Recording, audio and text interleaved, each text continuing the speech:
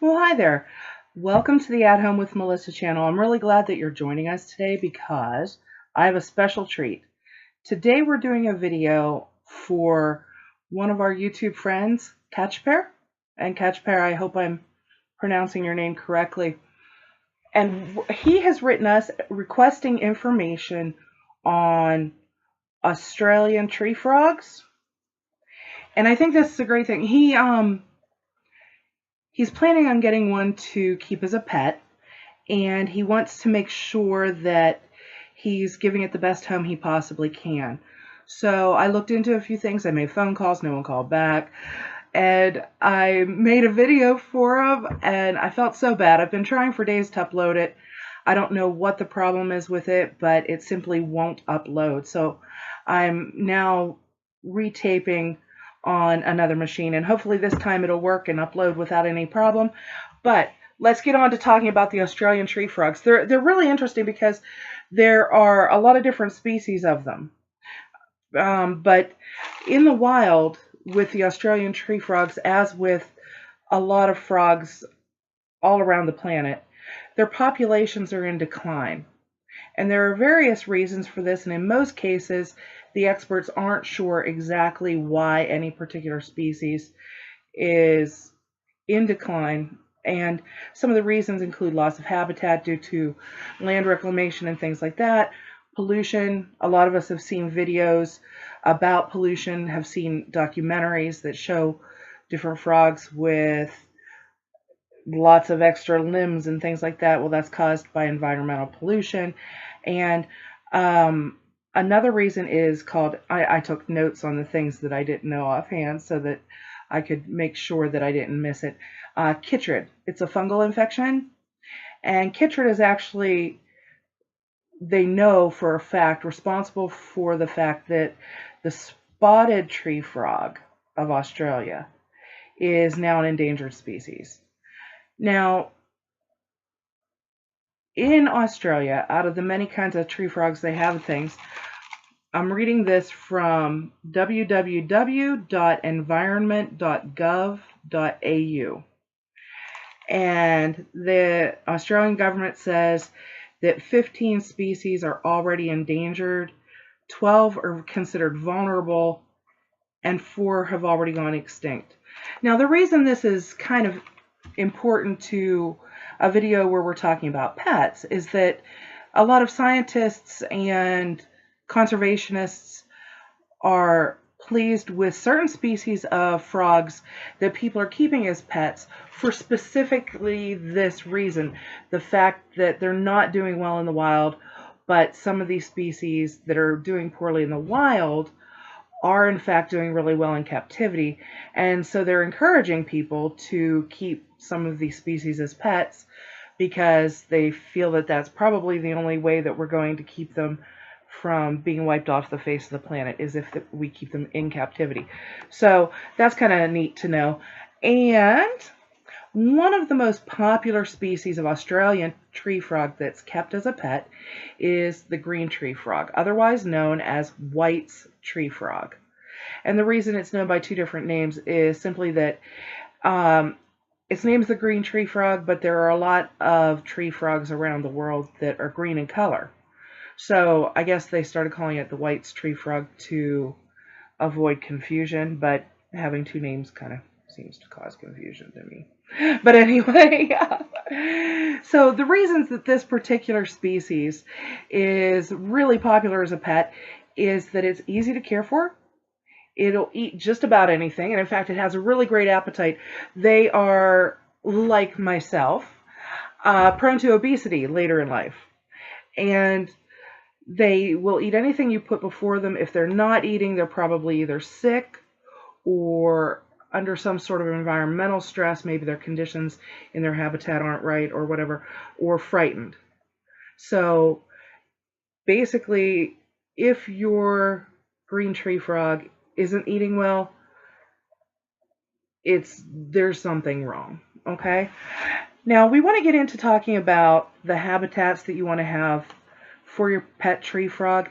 And a really popular thing that I've seen on different websites and things that they suggest is that you can use a habitat, a container that is marketed for the dart frogs. So that's an idea.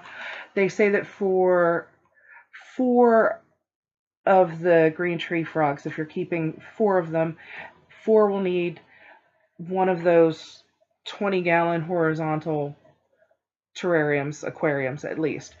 And I've also seen that, you can get habitats that are narrower and taller. Those are kind of nice. You want that because, if you're getting a tree frog, you want to give it things to climb. So a little bit more height's nice.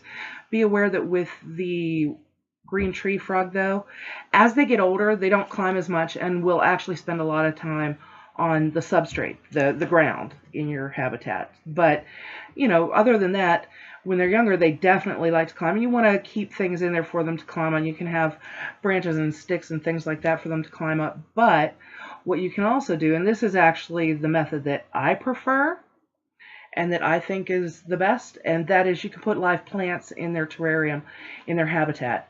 And I like this not only because it's more natural. You could go with plastic plants for the looks if you want, but I like real plants because not only do I have my own personal preference that goes that way, and that is part of it, I realize, but in addition to that, you want to keep a humid environment for your animal, and live plants help keep humidity up.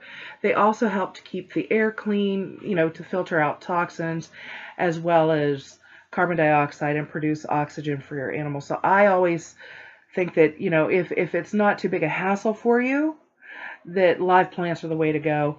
And certain kinds of philodendron and things are really good for the green tree frog because it'll support their weight when they climb. So that's something you want to keep in mind when you're choosing the plants for your terrarium or your habitat. You want to choose plants that will sustain the weight of your animal as it's climbing. So keep that in mind. And oh, something else I wanted to mention that I probably should have mentioned before we even got into the habitat talk is that the green tree frog can actually live up to 20 years. So it's not a pet that you want to get without being sure that you're going to want to do this. I have a lot of pets that can have really, really long lives. I have a cat, you're looking at possibly 20 years there. I have some fish who can live up to 15 years. And now I've got Spike the bearded dragon. She can live up to 20. So I have no problem with keeping pets with long lives. I know that I'll always love them. I'll always want them. It's not a passing fancy. So this is something you need to think of for yourself. Make sure that you're not going to get a pet that you're not prepared to care for throughout its life. I mean, we all see the commercials and hear the sad stories about these unwanted and discarded pets, and you don't want to be the cause of any of that. So make sure that, like Kacper, you're someone who's really interested. You can tell he's not even got the animal yet, and he's doing research to make sure that he gives it a good home and provides for it properly. And that's what you want to do. You want to, before getting a pet, you want to know a little bit about it, know what you need to do to care for it, know that you're going to want to keep this pet for the rest of its life, if at all possible. I mean, things do happen that are unforeseen and things. For example, it is sad though it is, she could pass away. I'm making allowances in my will as to where my pets should go if I pass away before they do. So, that kind of thing is something you want to think about. Now back on to happier things, because we want to talk about the habitat a little bit more. The temperature range for your pets should be between 70 and 80 degrees Fahrenheit, which is 21 to 26 degrees Celsius. In the daytime, you want to go a little bit toward the higher end of that spectrum, and at night, a little bit more toward the lower end of that spectrum. Now, these frogs, they don't need a light themselves. They don't need, like some lizards need UVB light in order to properly metabolize calcium. The green tree frog does not need that. But if you're growing plants in its habitat, the plants do need light. So, that's something else to be aware of. You also might want to regulate the temperature in the habitat if the room it's in isn't something that you can regulate and keep the temperature regulated that way. You might want to use, instead of, say, a heat lamp, you might want to use a heating pad that goes under the aquarium like you would for a lizard. And the reason that is that the light might potentially dry out the air in the tank. You're trying to maintain humidity. And toward that end, you want to take distilled water and spritz in there with a little sprayer, just spray in there to keep the humidity up every day. But you need to be careful that even though you're keeping the humidity up, that you don't create an environment where there's not enough airflow, enough air circulation for your animal. The green tree frog, if they don't have enough ventilation, they can develop respiratory infections. So you want to have the top of your habitat, at least a quarter of it, be covered with a wire mesh instead of, say, a solid lid, because you want to allow the air to move in there and to circulate. You probably want to cover part of it with a solid lid in order to maintain that humidity a little bit better, but make sure at least a quarter of the top of it is something that allows the air to flow through. And let's see what other notes I have for us. I wrote everything down, and bear with me as I check my notes, because I did this. I wanted to make sure to provide as much information as possible, and I don't want to forget to mention anything. Oh, and here's a good example.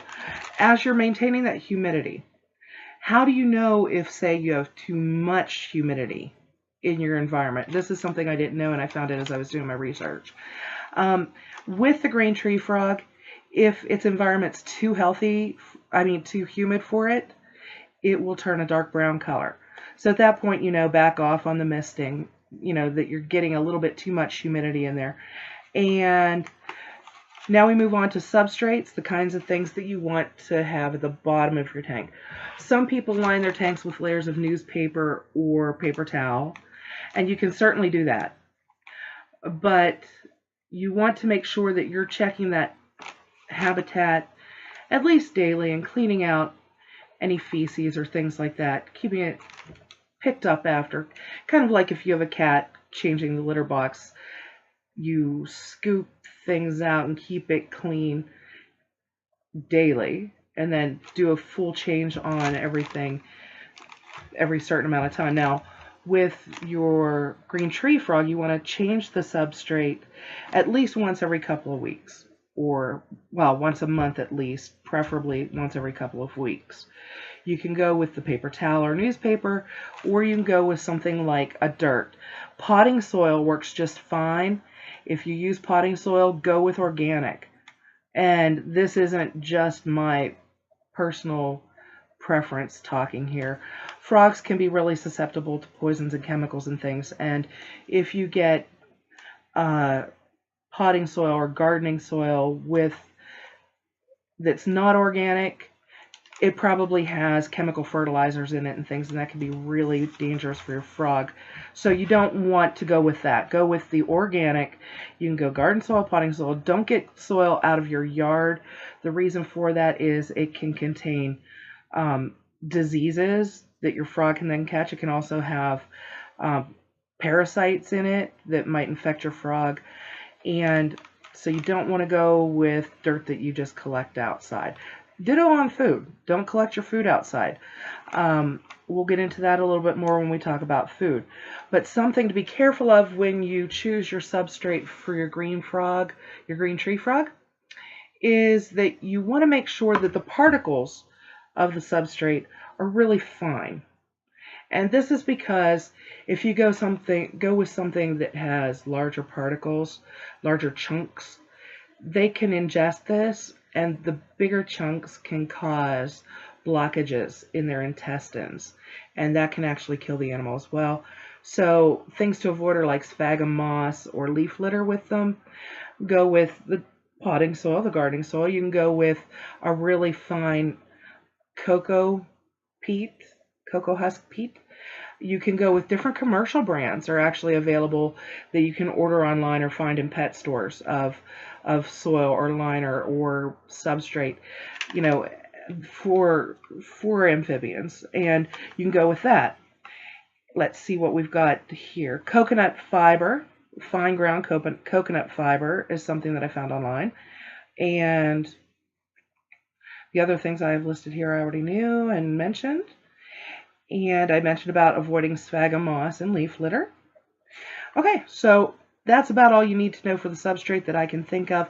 If there's something I didn't cover, though, that you want to know, if you have any questions at all, please feel free to put them in the comment section below. I'll answer them as best I can. If I don't know the answer myself, I will find it for you. And again, my apologies to Kacper for the technical difficulties we've experienced with this particular video. I don't know what the heck's going on, but we're solving it, I hope. You want to keep a water bowl in there for your frog as well, in their habitat, or make them a pond, which you can do by lining with stones and things. Clear a place, clear down to the bottom of the tank, and then pile stones around and things like that. Put a little bit of a liner there that keeps water from leaking through. You can make one. I think it's really easier to just buy, say, a bowl that's normally used for lizards, a large drinking bowl for lizards. Your frog can climb in and out of that, or you can find a low bowl somewhere else and put that in, and then just kind of scoot your substrate over to the bowl so it surrounds it, so that the frog can just walk into the bowl and walk out. And anything like that'll work. Make sure that anything you use hasn't held chemicals before, because again, those can leach into the water and harm your animal. And in that same light, we want to view water that we get for filling it. You don't want to use chlorinated water. So if you're going to use tap water and your tap water is chlorinated, there are dechlorination products on the market. They're usually sold for use in aquariums, or you can just, prior to filling your little pond for your frog, you can allow the water to sit out in a container for 48 hours. It used to be you only needed 24 in order to allow chlorine to evaporate, but they're using other things as well now and that are closely related to chlorine, and it takes 48 hours to make sure that it all evaporates out of the water. So let the water sit out, if you're not going to treat it, for 48 hours before putting it into the container for your pond for your frog. And if you can also just buy dechlorinated water in bottles. I mean, that seems like a waste of money to me, though. It's so easy to just allow your tap water to dechlorinate. Or maybe you're lucky enough that you don't have that problem, which is great. So then, we move on to food, which is a lot of fun. Because, like I said, these guys, they like their food. So food's a fun topic with them. They will eat any invertebrates, larvae, insects. For staples, quite often people give them crickets or earthworms. If you're giving them crickets, you want to feed the crickets right before you feed the crickets to your frog. And the reason for that is that crickets really aren't all that nutritious on their own. So if they've got cricket food in their bellies, that gives a little bit more of the nutrients to your frog. Earthworms, fattening. Remember that. If your frog starts to get obese, maybe you want to cut back on the earthworms that you feed them. Other things that they'll eat, of course, are mealworms and superworms, waxworms, any of these things. And how often to feed them? For a young frog, you want to feed them every 1 to 2 days. And you feed them enough that they can eat everything in, say, 15 minutes. So whatever they'll eat in that amount of time is the right amount to feed them. And you do this every day or two for a young one. And then once it's mature, you feed them that same amount, as much as they'll eat in 10 to 15 minutes, but you only do it 2 to 3 times a week. Oh, when you're cleaning the substrate, keep after, I already said that, keep after the, sorry about this, guys, keep after the cleaning out their waste, because, you're dealing with a human environment here. You don't want to leave their waste in there promoting the growth of bacteria. So that's something to be aware of. And I wanted to tell you guys, I made a note of it here, that if you're buying, say, mealworms for them, if you buy mealworms from a pet store, you're going to be paying an awful lot of money, really, for very little product. if they're dried. You know, you can buy live feed if you want live feed. You can buy this online. Sometimes you can find it in bulk. You can, of course, go to your pet store, but you're going to be paying more if you do that. And I found dried mealworms for sale in bulk on Amazon.com for sale for chickens, not marketed toward amphibians and reptiles, but marketed toward chickens. Dried mealworms for, I think it was a 2-pound package for $20. So that is a lot cheaper than buying smaller amounts at specialty stores. I mean, that's kind of common sense. Anytime you buy something from a specialty store that caters to a particular hobby or interest or something, quite often you're going to find you're paying a lot more money for a lot less of the product.